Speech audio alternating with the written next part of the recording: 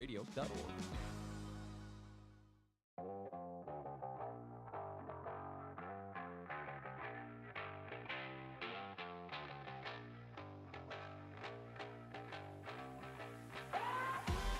Well, good morning. Happy Wednesday. This is the Key Radio Morning Show. My name's Corey Pensabene, your host, and alongside of me, I've got Pastor Andy Erickson of Grace Bible Church in Springville. Good morning. Good morning. It's good to see you. We've got Thomas Uri in the house running the show for us behind the scenes. And, we've been kind of spoiled a few times recently where we had like 8 people in here or whatever it was, and so now we're down to 3, and feels like, what's going on? But we are so excited to have you in, and as you know, we have been having a little bit of an adjustment period as Mike and Heather have transitioned out. They are now officially in Nebraska. And of course, if you guys don't know, the Key Radio Morning Show actually started out as Mike and Heather in the morning. And so God's used them in profound ways, and we love them, and they're still connected here at Key Radio. But the transition has changed, and so we've been doing some shows Wednesday, Thursday, Friday live like we normally do. But for the month of October, which starts next week, we are going to take the month off. We may pop in live once or twice as we go through, but we are going to take the month off and just be praying about the Key Radio Morning Show, what God's going to do with it. Will we make any adjustments? Do we have staff for it to keep everything rolling? So we just wanted to make you, our listeners, aware that A, we have a plan and we're working through it, but B, more importantly, we just need you guys to pray for us that the Lord uses this ministry as he sees fit. Let me go through a few announcements here, starting with this Saturday, September 27th. Eric Johnson of Mormon Research Ministries will be up at the Utah Christian Research Center, and he is going to be talking on my top 20 steel/stone discoveries ascertaining the Bible's historical text. In other words, his top discoveries of how we know that the Bible is accurate and reliable. So that's Eric Johnson, incredibly smart man. He knows so much. Again, that is up in Draper on Galena Park Place at the Utah Christian Research Center, Saturday morning from 9 a.m. to 10:30 a.m. And the format there is about an hour of learning from a lecture, so to speak, but then there's about a 25 to 30-minute window in there for Q&A. Alpine Bible Church on October 3rd and 4th, which is not this coming weekend, but the following Friday, Saturday, is going to have their community closet, Friday, October 3rd from 12 to 5, and then Saturday, October 4th from 10 a.m. to 1 p.m. First come, first served. They'll have everything's free as far as the items go, and it's men's, women's, and children's clothing that will be available. Next Friday, we've been announcing this for about a month now, Charis Pregnancy Clinic is having their Banquet for Life. The theme is building a legacy of grace. And of course, we know that Charis, which they just changed their name to this year, after 40 years, this is their 40-year anniversary. And Charis means grace. And so they really want to say, hey, moving forward, we want to build a legacy of grace so that we're ministering to these moms, saving babies' lives, ministering to the dads. It's a really awesome thing. That is from, 6 to 9 p.m. on Friday, October 3rd at the Hyatt Regency in Salt Lake City, and the guest speaker is Dr. Mark Newman. So that is what I have announcements-wise for us. How about you, Pastor Andy? What's going on over there at Grace Bible? We're back in our kind of fall routine after a busy summer, and it's been good. Tonight we got our study in 2 Samuel, looking at the story of David and Mephibosheth. Ooh, that's a good name. A beautiful picture of grace in the Old Testament and the heart of our God through David to a son of Jonathan. So if you're not busy, come on out for that. And then Sunday mornings, we're going through the Gospel of John. That's been a sweet time. And then we started for our youth a program called Holy Sexuality. Oh, yes. And it I think went well. We had several youth come out and start that series that we're going to be doing the second and fourth Tuesday of every month. That's awesome. And that is, of course, by Christopher Yuan, who really, he came out of a homosexual lifestyle and God saved him, more importantly than coming out of the homosexual lifestyle. But he has really become a vocal voice and influencer and leader in our communities to saying, hey, let's look at this whole big picture of sexuality from a biblical perspective and to point people to the biblical gospel. He actually got hurt this week. I don't know if you heard about that. Yes, we prayed for him, and it sounds like the surgery was a success, but keep praying for him. Yeah, for those listeners who don't know, he asked for prayer. He was on, I guess, an inversion table upside down, which is very helpful, but the table broke or something happened along those lines and it fell on top of him. And so he actually had no movement in his arms or legs prior to surgery, but like you said, seems to be success. And, he actually, Pastor Andy, his prayer request that he sent out was that God would use this for his glory and for the gospel to go forth. And so we just are reminded, wow, what a testimony to the fact that God is good and that we point people to the Lord even in our difficulty. Absolutely. Yeah, no, it is a testimony of God's grace. And if you're familiar at all with his story, it's not surprising. No, it's true. It isn't. Well, today we are going to continue on in our series in the Gospel of Luke. We're hoping to finish it up by this Friday. And so we invite you to join us today. I'm really excited. Oh, and Pastor Andy, I don't even know if you knew this or not, but you were on yesterday because we replayed on the days that we haven't been doing it live. Right. So this is like a back-to-back. You guys get a double play of Pastor Andy, which is awesome. I don't know if that's a good thing or not. Oh, it's a good thing. It's good. I was listening to it yesterday myself and just being reminded we were talking about hope and biblical hope, and it was a really good conversation. So really thankful to have you back in the saddle.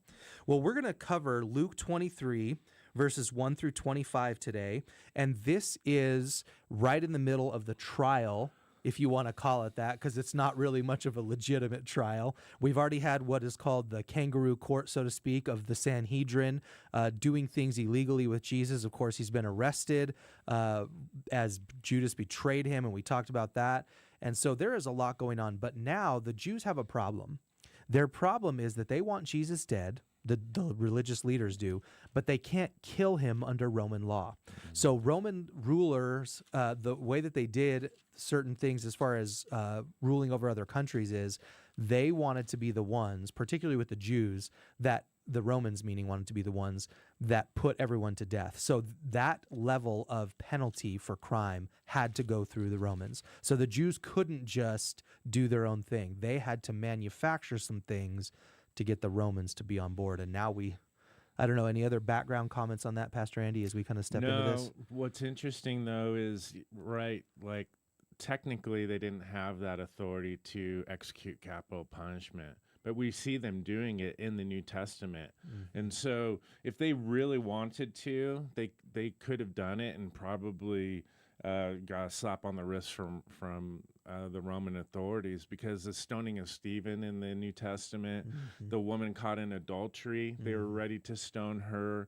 And so it is a little bit of a farce, but they wanted, I'm sure, that was part of the plan, was that it wasn't on their shoulders specifically. And they thought, we're going to get Pilate to do our bidding for us. And so, previously if they were going to stone Jesus, it would have been for blasphemy. But they bring it to Pilate with the argument that he's insurrectionist, a threat to Rome. And it's interesting because they knew the crowds would have been really against them, right? So they had to put it on Rome's shoulders because they knew that the Jewish people would probably not revolt against the Romans, right? Yep. So they're passing the buck, but still trying to get it done. Now it says in verse 1 of 23, then the whole multitude of them arose and they led him to Pilate. And they began to accuse him, saying, we found this fellow perverting the nation and forbidding to pay taxes to Caesar, saying that he himself is Christ, a king. Verse 3, then Pilate asked him, saying, are you the king of the Jews? Jesus answered him and said, it is as you say. And so Pilate said to the chief priests and the crowd, I find no fault in this man. But they were the more fierce, saying, he stirs up the people, teaching throughout all Judea, beginning from Galilee to this place. So let's just unpack some things in the first 5 verses here, Pastor Andy, and then we'll kind of move through the text from there. Yeah.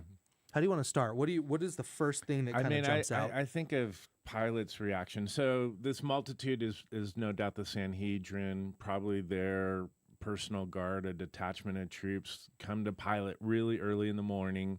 The festival, it's a big chaotic time. There's a lot of pressure on Pilate at this time because all these people are gathering in Jerusalem and he's in charge. And so then these Jews who he already doesn't like are knocking on his door earlier in the morning, and they got this man Jesus, and they claim that he's claiming to be king, and he's already been beaten by the Jewish leaders. And so here he is, bound, beaten, and he's like, "Are you really a king?" And Jesus said, "Right, it is as you say." And I always just think Pilate must be thinking, really? This is the king of the Jews, beaten and bound? Yeah, and it's interesting to your point, Pastor Andy, about this other trial and what they've already done, and they did it overnight, of course. But I find what's fascinating here is that there's no fact checking, really, right? Because notice what they say. We found in verse 2, it says, "We found this fellow perverting the nation." And then notice, here's where they take it from the Jewish problem and they're trying to make it a Roman problem, right? It says that that he was forbidding to pay taxes to Caesar.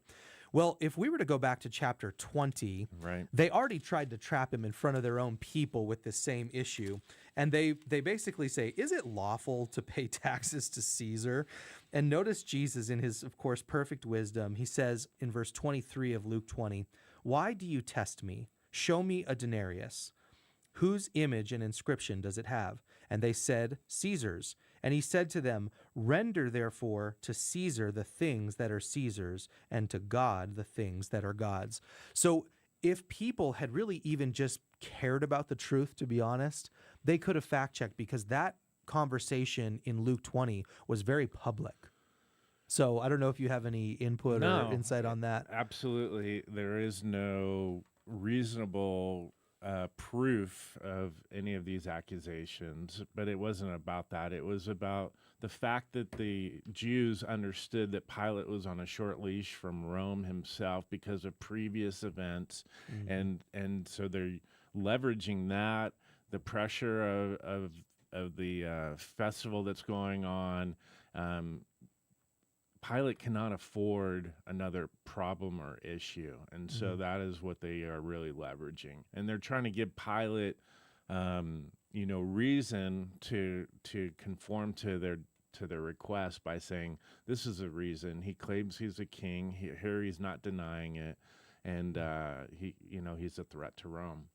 Yeah, it's interesting because they are so against Rome normally.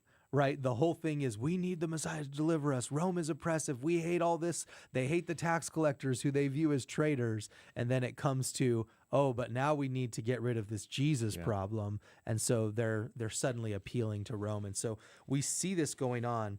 Notice what it says then, that Pilate asked him, "Are you the king of the Jews?" And he answered him and says, "It is as you say."